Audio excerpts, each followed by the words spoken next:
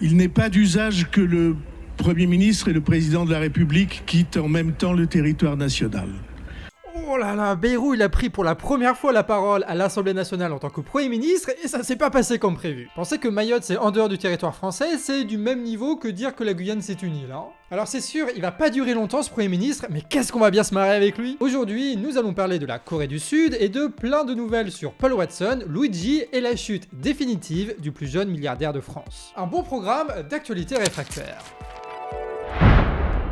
Alors avec tous les événements qui ont eu lieu en début de semaine, on a totalement zappé de vous faire une petite mise à jour sur la Corée du Sud. Et pourtant, un événement majeur s'est produit samedi puisque le président Yoon Suk-yeol a été destitué sous les cris de joie de la population qui s'est rassemblée dans les rues de la capitale. Et en vrai, je suis un peu jaloux quoi, t'imagines si on avait ça en France, la joie qu'on aurait nous aussi. Mais pour toutes celles et ceux qui n'avaient pas suivi l'actualité en Corée du Sud, voici un petit rappel. Tout s'est passé en quelques heures dans la nuit du 3 au 4 décembre. Vers 23h, le président sud-coréen Yoon Suk-yeol a tenté un coup d'état en invoquant la loi martiale. Du coup, il y a des militaires qui ont assiégé le Parlement, mais les élus ont quand même voté de justesse une loi pour annuler cette décision. Et pendant ce temps, tu avais une grève générale massive qui s'est déclenchée, et dans la nuit, le président a donc levé la loi martiale. Et pendant plusieurs semaines, les manifestants ont continué pour dégager ce président qui voulait prendre les pleins pouvoirs. Et c'est chose faite puisque la proposition de destitution a été adoptée par le Parlement samedi. Du coup, en attendant, c'est le Premier ministre qui va gérer les affaires courantes. Maintenant que c'est fini, c'est le moment de se demander pourquoi c'est arrivé. Oui, parce que les dirigeants, ils ont beau avoir la folie des grandeurs, il y a toujours une explication concrète derrière ce genre de dinguerie qui permet de les expliquer et les justifier à la fois. Et pour vous expliquer ça, il faut qu'on aille faire un tour en Corée du Nord. Oui, l'État nord-coréen est en train de jouer très fort le jeu d'une escalade militaire sans précédent avec son voisin du Sud. Il y a eu des nouvelles agressions et intimidations qui arrivent chaque mois depuis plus d'un an. Par exemple, l'armée nord-coréenne a tiré 182 obus sur la mer Jaune, qui constitue la zone tampon entre les deux Corées. Mais elle a aussi fait exploser les voies de chemin de fer qui menaient au sud. Et puis il y a des trucs un peu plus farfelus, genre l'envoi massif de ballons d'hélium transportant des petits sacs remplis de déchets. Et enfin des trucs vraiment glaçants qui passent par exemple sur la petite île nord-coréenne de Gangwon. Cette île est sud-coréenne, mais elle est tout proche des collines nord-coréennes.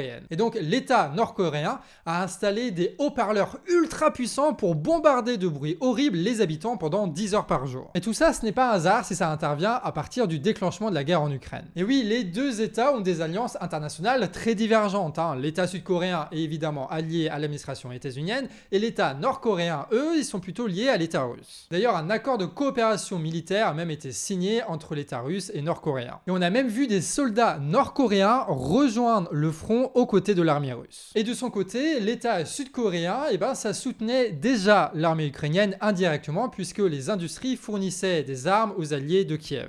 Mais quelques semaines avant sa tentative de coup d'État, le président sud-coréen voulait rentrer plus frontalement dans le conflit en envoyant directement des armes à l'armée ukrainienne, tout en sachant que son peuple y est opposé et que la constitution ne lui permet pas. On voit donc se dessiner un mobile dans cette tentative de coup d'État. Il est très probable qu'une partie des dirigeants sud-coréens ait voulu passer par-dessus la constitution et le peuple pour entraîner le pays dans une escalade militaire très profitable. Ce qui fait que c'est doublement une bonne nouvelle, ça veut dire que, déjà on peut dégager un président, mais surtout, en tant que société, on peut résister face à ceux qui veulent nous imposer la guerre. Et toi, qu'est-ce que tu penses du conflit en Corée en ce moment? Est-ce que c'est une nouvelle étape vers la guerre mondiale? Tu peux nous dire ça en commentaire. Allez, on va passer maintenant aux petites brèves avec des bonnes nouvelles, notamment le fait que Paul Watson est enfin libre. L'ancien leader de Sea Shepherd a passé 5 mois dans une prison au Danemark après une demande d'extradition de l'État japonais. On lui reproche sa lutte contre la chasse à la baleine, qui est une véritable industrie très lucrative pour quelques industriels japonais. Bonjour tout le monde!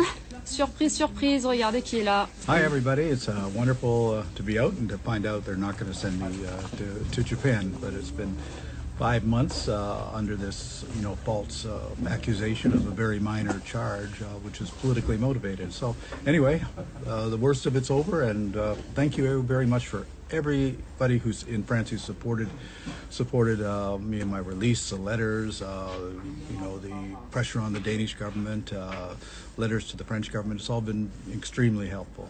Là, c'est Sea Shepherd France qui est en fait une scission du mouvement Sea Shepherd qui s'est vraiment embourgeoisé. Et en France, il y a quand même quelque chose de solide qui est derrière Paul Watson. Donc Paul Watson va pouvoir revenir en France, là où il habitait avant. Allez, des nouvelles des États-Unis maintenant. Rappelez-vous, au début du mois, tu as Luigi Mangione qui assassine le PDG de UnitedHealthcare, qui est la grande assurance privée des États-Unis. Une entreprise de salopards qui réalise des milliards de profits en refusant les demandes de remboursement à des milliers et des milliers d'États-Uniens, ce qui les condamne à la maladie et à la mort. Ce qui est arrivé d'ailleurs à la mère de Luigi. Hier, le meurtre de Luigi a été considéré par la justice états-unienne comme un acte terroriste et il risque la prison à perpétuité. Et oui, ils veulent absolument faire du cas Luigi un exemple pour pas que ça se répète. Et oui, parce que Luigi est en train de devenir une figure contestataire. La police de New York affirme, elle, que sur les réseaux, il y a une célébration choquante et effroyable d'un meurtre de sang-froid. Alors quand il parle de meurtre de sang-froid, il parle pas des actionnaires qui décident de se faire du profit sur la mort des gens et qui le font tous les ans depuis des décennies, et il parle pas d'eux, hein.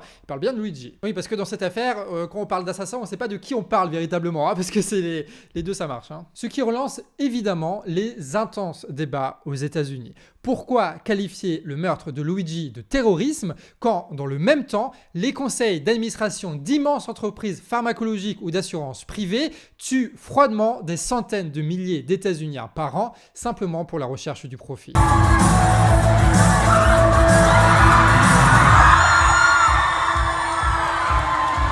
Bref, aux États-Unis, la figure de Luigi permet à des millions d'États-Uniens de discuter du fonctionnement profond de leur société. Et ça, c'est toujours bon à prendre. D'ailleurs, en parlant d'assurance privée qui assassine, t'as un peu la même chose en France, là, je sais pas si t'as vu la nouvelle. En effet, les assurances mutualistes en France vont augmenter leurs tarifs de 6% en moyenne en 2025, et globalement, tous les autres assurances privées en France vont faire de même. L'une des raisons, le déremboursement de la Sécu voté par les macronistes qui se reporte du coup sur la mutuelle. Par exemple, les frais dentaires avant étaient remboursés à 40% par la Sécu, maintenant, à cause de Macron, c'est plus que 30%, donc les 10% qui manquent, eh ben, c'est répercuté sur le prix de la mutuelle. L'autre excuse officielle trouvée par les chefs mutualistes, c'est le vieillissement de la population. Pour rappel, début d'année 2024, ces mutuelles avaient déjà augmenté leur prix de 9%. Alors que ces mêmes mutuelles, cette année-là, donc en 2024, ils ont déjà augmenté leur prix de 8%. Et on finit avec une bonne nouvelle, notamment pour ceux qui suivent Le Canard depuis pas mal d'années.